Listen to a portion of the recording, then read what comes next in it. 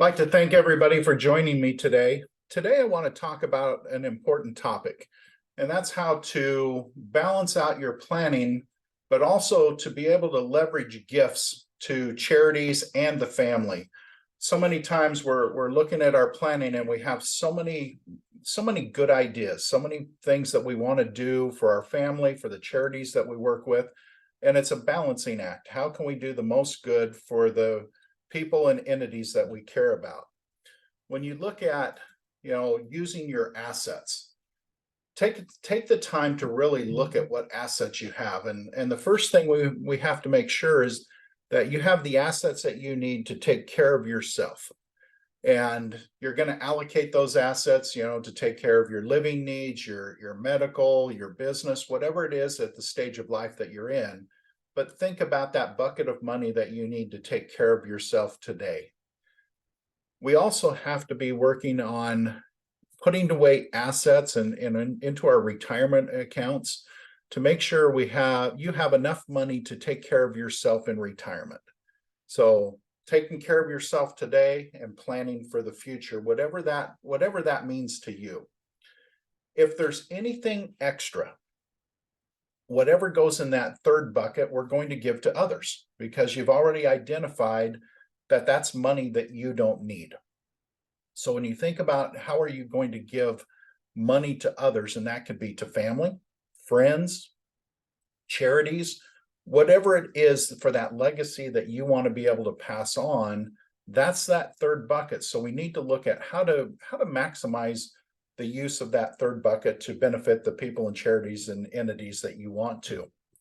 One of the things that I like to talk about is, can we reposition assets, especially underperforming assets that we don't need? So whether that's bank accounts, investment accounts, whatever it is, can we reposition that to increase the gift that we're going to make to our family and charities?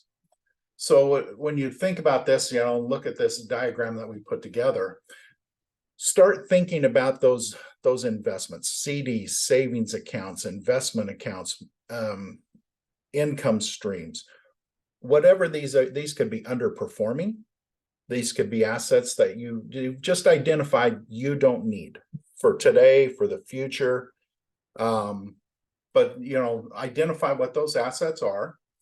Then we can reposition those into a life insurance policy.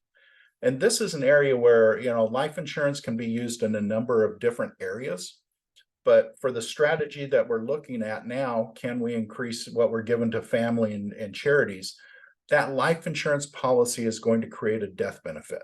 Now, let's take a step back. If this policy can grow cash value, what I like with the cash value is this can be used for whatever you want. That what if bucket of money while you're alive, to just be able to use it how you see fit. So if you go back to the buckets, maybe you need extra money now to take care of you because something came up that you weren't planning for. There was an unforeseen illness, or in retirement, you need it for long-term care benefits. That cash value is going to be critical to take care of you and make sure that you are taken care of now and in the future as you see fit.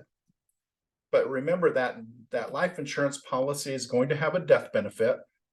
And this is where we can really leverage that gift, making sure that we allocate whatever percentage it needs to be to go to family, friends, heirs, however you want your legacy. But also it's a good time to take a percentage of that and we can allocate that over to charity. So now we've taken an asset that you've identified that is either underperforming, or it's an asset that you don't need for the bucket now or the bucket for the future. You want to pass it on in a more leveraged opportunity to family and charities. And life insurance can be that tool if it works for you. So the question always comes up is it worth repositioning your assets? And that's something that we take the time to make sure we spend time with you. We make sure that it fits your situation. And as we're looking at your situation, your legacy is always based on your goals. So the first step of this planning is identifying what are your goals, what are your assets, how can we improve on your situation to improve, be able to improve the ultimate goal, the ultimate result of your planning, but it's all based on your goals, your objectives, and your needs today. So when we're looking at can we leverage your unused or underperforming assets with life insurance? There again, it's a case by case situation. It's going to be based on your age, your health, your ability to pay the premium into that life insurance. All of those factors come into making sure, is this the right fit for you? And if it's the right fit for you, and we've already identified this as assets that are going to go to somebody else, it's an opportunity to use leverage. Use the life insurance company's money to leverage that gift that you're going to make, be able to benefit your family more, be able to benefit charities more, and there again, create the legacy that you envision for yourself. So as you think about these different opportunities, these are great strategies.